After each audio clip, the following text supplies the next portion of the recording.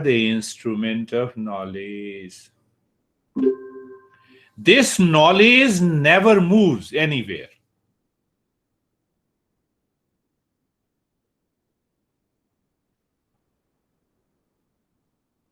I do not move to Lara. Why? Knowledge of the Lara comes to the eyes. Clear? But if the mind, because of attachment, goes through the eyes and sits with Lara, attachment comes. And attachment comes due to the ignorance. Ignorance, the incomplete knowledge about my real nature, and that causes the problem in our daily life. Now I just started talking about it. So now let us pick up on the New Year's Eve. Remember all the time. Think of all the time. Contemplate all the time. You all are lovely, full of love. You love yourself. Is it not true? Don't you love yourself? Do you hate yourself? You love yourself. We love ourselves the most, even greater than anyone. Why? Why? Sam was asking why. When I asked him, and I made a statement. So we should ask. So, real self, our real nature is full of bliss, permanent happiness. It is our real nature. It is full of wisdom, love, and happiness. That is why we love ourselves.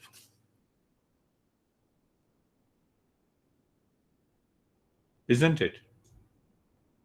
There is no reason outside, the reason is inside. Are you clear? Step by step. It's a little subtler principle.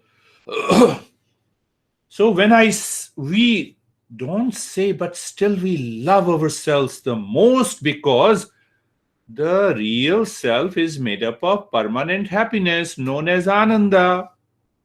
So now there are two elements.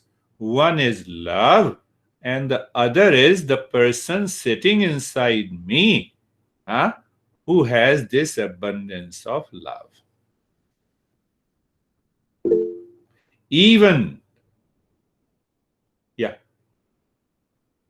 even if in extreme pain, you are in love to yourself. So, what is the entire journey? I'm summarizing it to begin something new in the continue our journey in the next year. The way we love ourselves, put that love for everyone. Means what? Merge that love with the love for others and merge the real self that is sitting in you to the real self outside.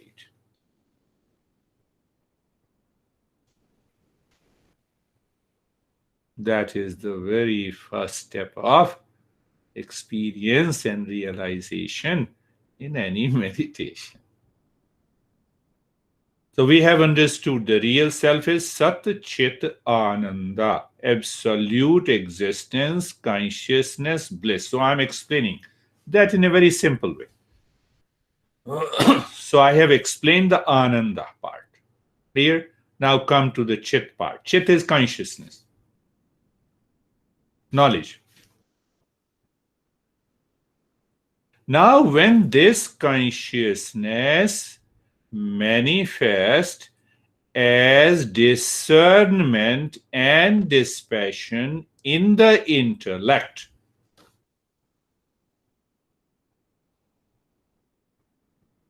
are you getting it? Not very typical. So, when this consciousness manifests expresses itself as discernment and dispassion, what happens? All the sense organs starts acting naturally.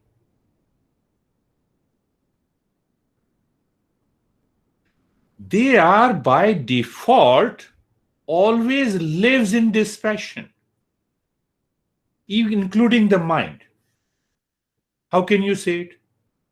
I gave you one example. Hold on to a particular thought in the mind for 1 hour. The mind changes. Mind by default is detached and lives in dispassion. We force the mind. Why we force the mind? Because there is no discernment, there is no dispassion. And that causes the anxiety, duality, depression, attachment, crime, violence, etc., etc.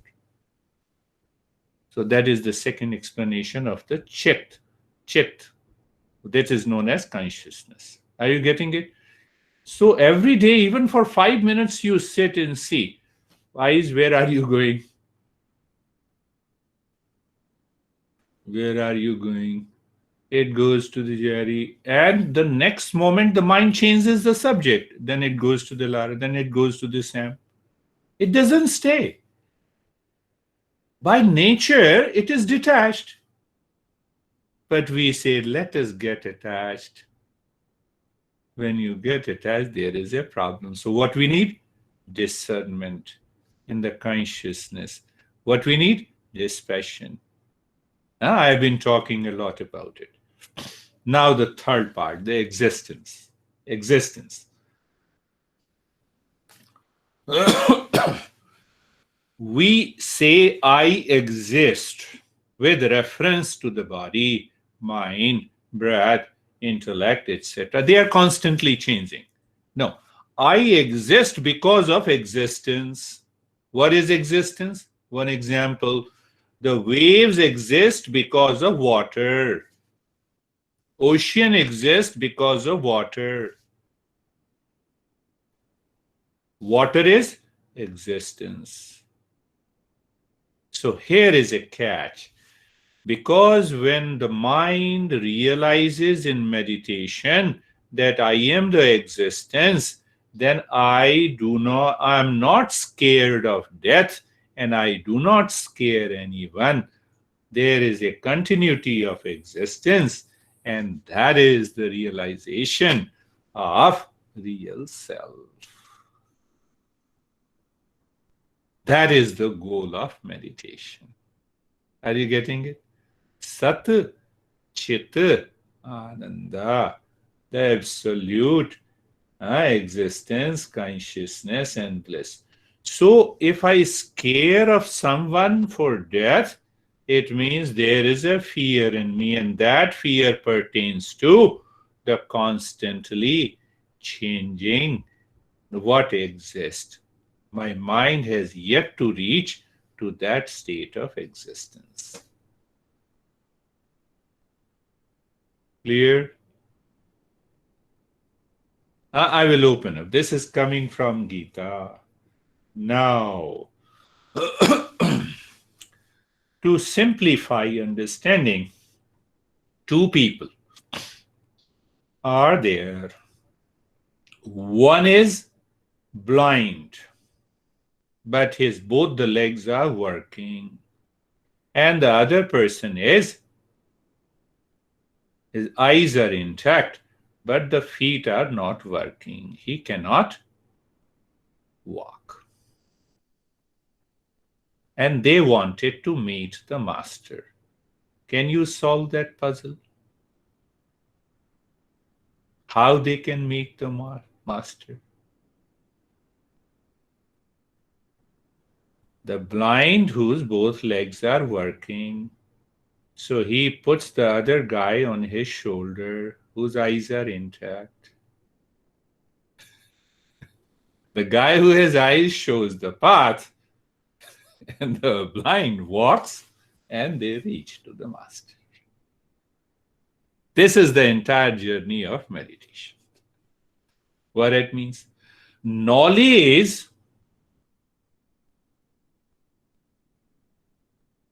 is handicapped. Knowledge cannot walk by itself. Knowledge is in the Google. It is already in the text. Why you are listening to me? We should always be very clear. And karma is blind.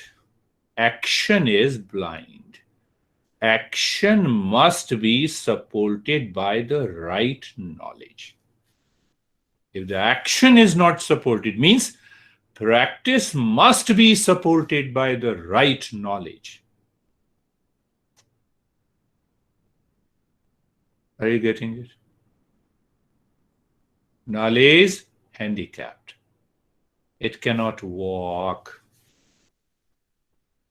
Action is blind. So they have to blend together in equal quantity. The practice with the knowledge. That is why I've been saying regular practice with the knowledge. Now see the puzzle. I have known it. I now understand it. What is real self? You have just explained. But still the ignorance is there. I have not yet realized what to do. Practice, practice, practice. The practice will lead us to experience of what knowledge we have gained, and the knowledge supports our practice.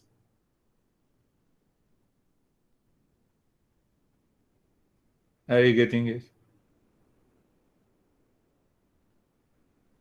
Don't be so serious. It is simple. Knowledge cannot move. Knowledge to be realized as my own experience, I need a practice. Action is blind. It must be supported by knowledge. Knowledge cannot move. It can move by practice. Where it can move? It can move in the body. So when the meditation, that movement enters into the body, you experience the sweetness in the body. The life shows the rays of light.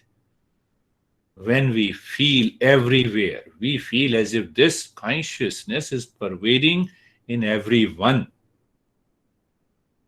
We experience the life everywhere. We speak sweetness, it becomes the Akasha, the sky. So what is all this journey? Your intellect is settled in the higher knowledge. Your intellect is settled into the higher consciousness. That is what we define by a word, choiceless awareness. You see, Lara, I'm defining every word. Normally we say choiceless awareness. What is that choiceless awareness? I'm seeing you. So the choiceless awareness comes when this intellect is totally settled in wisdom. Wisdom of what? Wisdom of the real self. And that real self brings an awakening. Couple of things. Now, you need to understand only simple this coming principle. I'm adding couple of lot more principles today because of the New Year's Eve, so that you can pick up anyone. Sit every day for 5 to 10 minutes. And you see, my eyes. Oh, my eyes was looking at Jerry. Now it is looking at Lara. Now it is looking at the sand. For example, here. It changes. So when it changes, it means it is not obsessed. It is not attached. How can you claim that I love that guy intensively? Come on, really? Do you really love? So does your 5 sense organs and the mind holding on that object constantly? No, I force my mind and intellect to think about it That creates an obsession. Otherwise, there is no obsession. Mind by default is natural. It changes. It lives in dispassion. It lives in dispassion. But we force the mind not to live in it. So, what is meditation? Meditation is all about unlearning what we have taught to the mind and intellect. Unlearn. No, I'm in anxiety. Unlearn. I'm in depression. Unlearn. You have taught your mind. You have educated your mind in a wrong way. So here comes another principle I remember, and then knowledge by intellect, desire by mind, action by body, hands, feet, and all the motor organs. We all know it. Clear? So we have a beautiful principle. It says, know it, desire it, act on it. Janati, ichhati, karoti. Sanskrit word, janati. My master always used to speak a lot about it. Janati, ichhati, karoti. Janati means to know. Right? Ichhati means desire it. Karoti means to act on it. Now see the secret behind it. If I know what is right and good,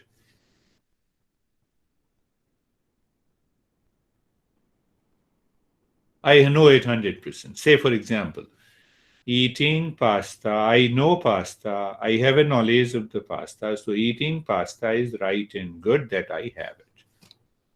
Now come to the second point, mind. Mind desires it. No, not pasta, I like chicken.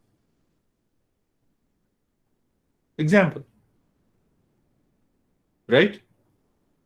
Now come to the third part, action. So if I perform the action based on the knowledge, if the intellect merges with the action, leaves the mind, I'm always free from attachment. But if the mind comes in between, pasta is already there at my home and the mind desires chicken, and it feels hungry for chicken. Is it right knowledge? It is hungry for another dish. Hunger can be satisfied by any food. Are you getting it?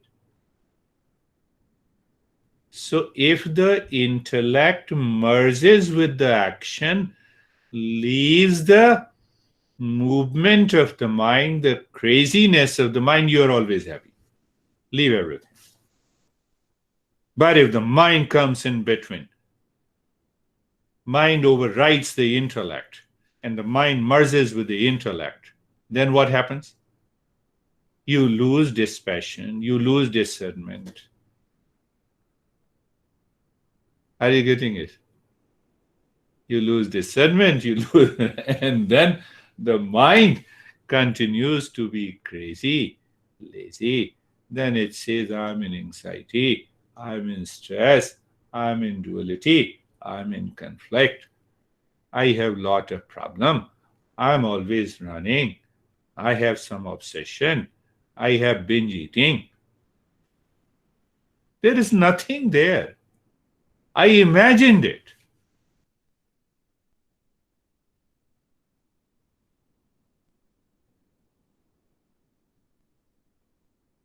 To summarize it, in a poetical form, one master says, so I'm using it.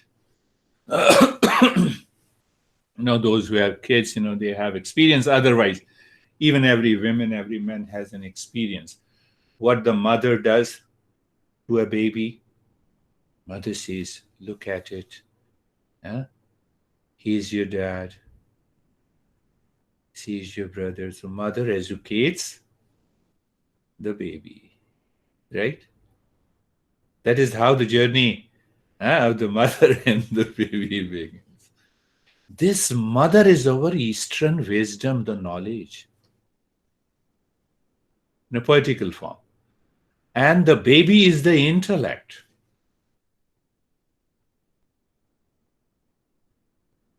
If the mother teaches the baby in a right manner, the life becomes beautiful.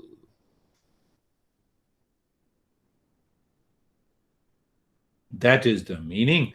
The intellect is centered in the wisdom. And who is the father? Father is this entire existence. Existence is the father in a poetical form. Eastern wisdom, that is an instrument of knowledge that helps me to realize the real self. That is the mother. And who is the baby? Baby is the intellect. The intellect has to become totally pure, transparent, so that it perceives what is right and good in day-to-day life.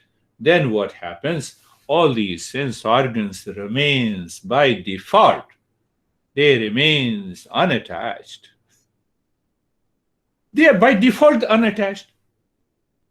Have you not seen while listening to me? Your eyes were looking at other people also. Was it 100% fixed on this beer guy? No. Can you be so sure? You see that? Mind by default is so natural, it changes. Let it change. But we get obsessed. So I'm saying what? Existence is father. Eastern wisdom is the mother. The intellect is the baby. Mother teaches the intellect. That is why we must get the right knowledge again and again until we reach to that state. And when the intellect is settled in the wisdom, then what happens? And when the intellect is settled in the wisdom, then we reach to the highest state of meditation. Whatever we say, whether you say it's a choiceless awareness, or you say it is awakening to inner peace and happiness, love and wisdom.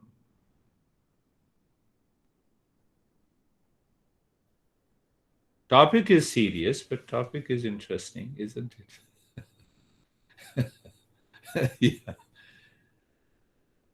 So when this mind